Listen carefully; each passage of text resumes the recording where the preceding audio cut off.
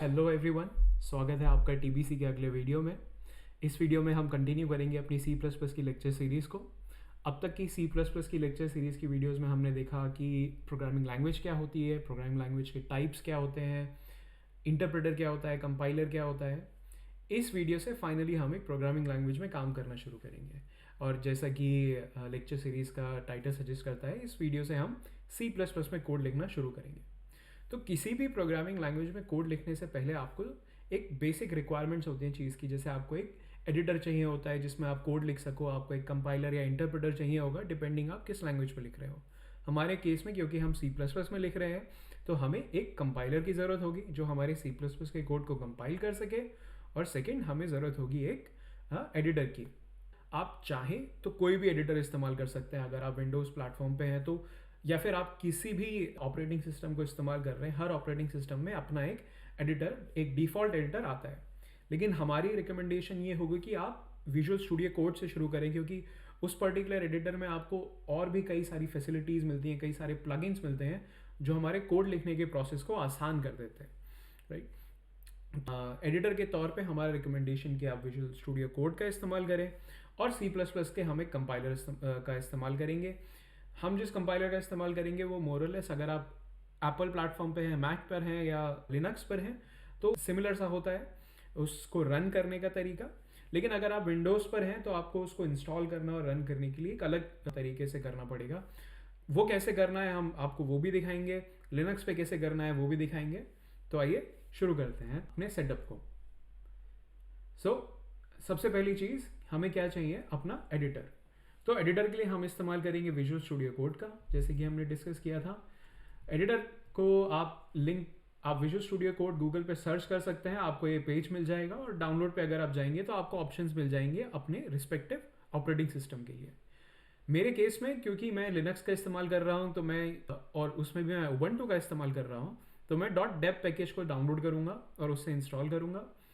अगर आप विंडोज़ पर हैं तो आप विंडोज़ पैकेज जो कि एक .exe फाइल होता है उसको डाउनलोड कर सकते हैं और उससे इंस्टॉल कर सकते हैं। मैक पर हैं तो आप मैक का एक .zip फोल्डर बनाकर डाउनलोड कर सकते हैं, और जैसे आप उस फोल्डर को लिंक करेंगे मैक अपना सेटअप शुरू कर देगा विजुअल स्टूडियो कोड को इंस्टॉल करने का, राइट। अगर आप लिनक्स पर हैं तो एक और तरीका होता है, आप लिनक्स के, या फिर अगर आप उबंटू में हैं स्पेसिफिकली तो एक और तरीका है, आप उसके सॉफ्टवेयर इंस्टॉलर में जा सकते हैं और वहाँ जाकर अगर आप विजुअल स्टूडियो कोड टाइप करेंगे तो वहाँ पर भी आपको ये ऑप्शन मिल जाएगा इसे इंस्टॉल करने का। अब मेरे केस में क्योंकि मैं पहले ही से ही विजुअल स्टूडियो कोड इंस्टॉल कर चुका हूँ तो यहाँ पर आपको ऑप्शन मिल रहा है डिलीट करने का। अगर आपने इंस्टॉल नहीं किया तो यहाँ पर आपको एक इंस्टॉल बटन मिलेगा जिसके थ्रू आप इंस्टॉल कर सकते हैं। ये तो बात हुई एडिटर की। अब दूसरी चीज़ जिसकी हमें ज़रूरत होगी वो है कंपाइलर, राइट। तो कंपाइलर के लिए पहली बात, अगर आप लिनक्स ऑपरेटिंग सिस्टम पर हैं या फिर मैक ऑपरेटिंग सिस्टम पे हैं तो आप सीधे टर्मिनल पर जाके, इन केस ऑफ उबंटू आपको कुछ नहीं करना, आप sudo apt install g++ करेंगे। आप जैसे ही इसे एंटर करेंगे ये आपको प्रॉम्प्ट दे देगा इंस्टॉल करने का। मेरे केस में मैं नहीं कर रहा हूँ क्योंकि मैंने ऑलरेडी इंस्टॉल कर रखा है। अगर आपको चेक करना है कि आपका g++ इंस्टॉल्ड है या नहीं आपके सिस्टम में तो आप g++ वर्जन टाइप करेंगे और आपको बता देगा। जैसे आप देख सकते हैं मेरे केस में कह रहा है कि g++ वर्जन 9.4.0 इंस्टॉल्ड है सिस्टम में ऑलरेडी, राइट। तो ये तो हो गया आप लिनक्स में कैसे कर सकते हैं। अगर आपको लेट्स से विंडोज़ में करना है तो आप इस लिंक पे जा सकते हैं, MinGW करके, जो हमारे विंडोज़ प्लेटफॉर्म के लिए C++ कंपाइलर होते हैं वो MinGW करके सिस्टम से आते हैं। तो ये उन्हीं की वेबसाइट है, उनके थ्रू ही आपको ये मिलेगा। तो आप यहाँ जा सकते हैं इस वेबसाइट पे, लिंक आपको डिस्क्रिप्शन में मिल जाएगा। इस वेबसाइट पे जाकर इस पर्टिकुलर लिंक पे आप क्लिक कर सकते हैं, ये आपकी exe फाइल डाउनलोड कर देगा। इस exe फाइल को जैसे ही आप इंस्टॉल करेंगे आपको आपका विंडोज़ प्लेटफॉर्म पे कंपाइलर इंस्टॉल हो जाएगा, राइट। मैक प्लेटफॉर्म पे स्पेसिफिकली जितना मुझे पता है ब्रू आप यूज़ कर सकते हैं g++ इंस्टॉल करने के लिए, राइट। सो GCC या फिर g++ ये दोनों C++ के लिए ही कंपाइलर्स हैं। ये कमांड कॉपी करना है, मैक के टर्मिनल पे रन करना है इस स्पेसिफिक कमांड को और आपके कंपाइलर इंस्टॉल हो जाएगा, राइट। तो ये तो हो गया मैक सिस्टम्स के लिए। लेट्स से अब आपके पास दोनों, एक एडिटर आ गया है, एक कंपाइलर आ गया है। एडिटर अगर आपको रन करना है, अगर आप विंडोज़ पे हैं तो आपके पास ऑलरेडी डेस्कटॉप पे एक आइकन आ गया होगा विजुअल स्टूडियो कोड करके, आप उसके थ्रू रन कर सकते हैं। सेम मैक में आप सीधे ऐप्स, सारी ऐप्स का जो आपका डायलॉग बॉक्स होता है वहाँ जा सकते हैं, विजुअल स्टूडियो कोड को सेलेक्ट करके रन कर सकते हैं। अगर आपको अब स्पेसिफिकली अगर हम बात करें तो हर सिस्टम में एक टर्मिनल होता है, विंडोज़ में, उबंटू में, मैक में। अगर आप उस टर्मिनल से विजुअल स्टूडियो कोड को रन करना है तो बहुत आसान है। आप सीधे पहली बात उस फोल्डर में जाएं जहाँ से आपको विजुअल स्टूडियो रन करना है। तो फोल्डर का फंडा ये है कि जो भी आप फाइल्स, इसके बाद कोड जो भी आप लिखेंगे वो फाइल्स इस फोल्डर में सेव होंगी। तो जहाँ पर भी आप अपनी फाइल सेव करना चाहते हो आप उस फोल्डर में जाइए और टाइप कीजिए कोड और उसके बाद एक डॉट। अब ये क्या करेगा कि इस फोल्डर को अपनी वर्किंग डायरेक्टरी समझकर सीधा उस फोल्डर के थ्रू विजुअल स्टूडियो कोड खोल देगा। आप देख सकते हैं मैंने TBC नाम से एक फोल्डर बना रखा है जिसको मैंने टर्मिनल से जाके खोला विजुअल स्टूडियो कोड में। तो ये तो हुई बात आपकी कंपाइलर की और एडिटर की। तो अब हमने क्या किया कि हमने विजुअल स्टूडियो कोड को TBC के फोल्डर में खोल लिया। जैसे कि आप देख सकते हैं ये फोल्डर खाली है, इसमें कोई फाइल नहीं है। कोई कोड लिखने से पहले हम क्या करेंगे कि एक एक्सटेंशन C++ का इंस्टॉल करेंगे। तो आप एक्सटेंशन टैब पे जाके C++ टाइप करें, एंटर करेंगे तो आपको C++ के जितने भी एक्सटेंशन अवेलेबल है विजुअल स्टूडियो कोड में वो मिल जाएंगे, राइट। हम ये जो सबसे पहला एक्सटेंशन है जिसे माइक्रोसॉफ्ट ने डेवलप किया है ये वाला इंस्टॉल करेंगे, राइट। क्योंकि ये मेरे विजुअल स्टूडियो कोड में ऑलरेडी इंस्टॉल्ड है तो मेरे को अनइंस्टॉल का ऑप्शन मिल रहा है। आप चाहें आपके सिस्टम में ये इंस्टॉल का ऑप्शन दिखा रहा होगा और आप उसके थ्रू इंस्टॉल कर सकते हैं, राइट। तो एक बार इंस्टॉल होने के बाद हम वापस फाइल एक्सप्लोरर में जाएंगे, इसको बंद कर देंगे और यहाँ पे क्लिक करेंगे न्यू फाइल। न्यू फाइल में जाते ही हम एक फाइल बनाएंगे helloworld.cpp, राइट। ये फाइल बनाएंगे, ये फाइल आपकी अब एडिटर में खुल गई। अब हमारा काम है इसमें कोड लिखने का। मैं थोड़ा फॉन्ट बढ़ा देता हूं। तो पहली चीज किसी भी C++ कोड में आप लिखेंगे, आपको फर्स्ट थिंग होगी कि आप कौन सी उसमें लाइब्रेरीज का इस्तेमाल कर रहे हैं। लाइब्रेरीज क्या होती हैं, इनको कैसे यूज़ करते हैं, किस लाइब्रेरी का क्या काम है, ये सारी डिटेल्स हम आगे अपने वीडियोस में बात करेंगे इनके बारे में।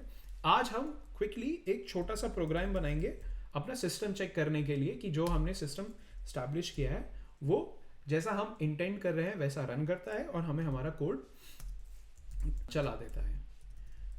तो पहले मैंने जो मुझे लाइब्रेरी चाहिए थी वो इंक्लूड कर ली। फिर एक नेम स्पेस का मैं इस्तेमाल कर रहा हूँ, ये एग्जैक्टली किस काम में आती है हम लेटर वीडियोस में देखेंगे। हर C++ के प्रोग्राम में एक चीज़ होती है मेन फंक्शन।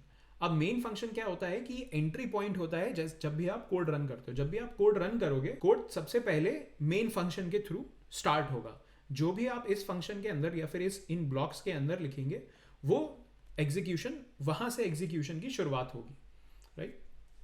तो आज हम बहुत सिंपल लिख रहे हैं कि हमें चाहिए हेलो वर्ल्ड का आउटपुट, राइट। और रिटर्न 0। तो ये हो जाएगा हमारा कोड। अब अगर आपने प्लगइन ऑलरेडी इंस्टॉल कर रखा है तो यहां पर आप टर्मिनल पे जाएंगे और आपको ऑप्शन मिलेगा रन बिल्ड टास्क का। जैसे आप इस ऑप्शन पे क्लिक करेंगे आपको ये पॉपअप आएगा जो पूछेगा आप कौन सा कंपाइलर यूज करना चाहते हैं, राइट। तो मैं G++ कंपाइलर यूज कर रहा हूं जो मैंने अभी इंस्टॉल किया था। जो आपने इंस्टॉल किया था वो कंपाइलर आपको इस पॉपअप में मिल जाएगा। आप उसके थ्रू अपना कोड कंपाइल कर सकते हैं। कंपाइल करने के बाद आप देखेंगे अब मेरे फाइल एक्सप्लोरर में मुझे एक और फाइल यहाँ पे दिखाई दे रही है। ये हेलो वर्ल्ड नाम से एक और फाइल यहाँ पर है, राइट।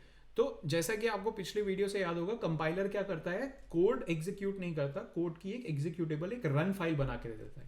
तो ये हेलो वर्ल्ड जो आपको दिख रही है यहाँ पे ये वही रन फाइल है। अब हमारा काम होगा कि हम इस रन फाइल को एग्जीक्यूट करें।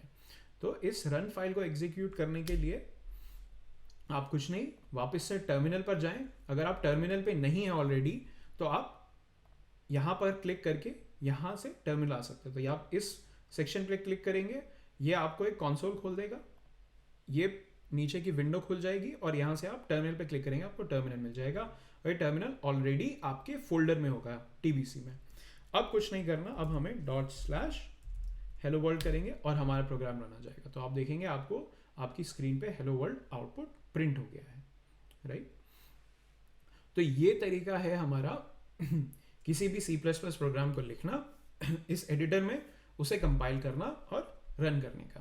राइट, तो आज की वीडियो में हम इतना ही डिस्कस करेंगे। अगली वीडियो में हम बात करेंगे कि बेसिक्स क्या होते हैं C++ के, और कैसे हम एक थोड़ा और बड़ा, थोड़ा और कॉम्प्लेक्स C++ प्रोग्राम कैसे लिख सकते हैं, उसे कंपाइल करें, उसे रन करें। मिलते हैं अगली वीडियो में। अगर आपको किसी भी तरीके की इसमें डाउट है, कोई सिस्टम में आपको प्रॉब्लम आ रही है इंस्टॉलेशन की, तो हमें कमेंट्स में ज़रूर बताएं। इसके अलावा अगर आपके कोई और क्वेश्चंस हैं, कोई सजेशंस हैं, उन्हें कमेंट्स में ज़रूर बताएं। और मिलते हैं अगले वीडियो में।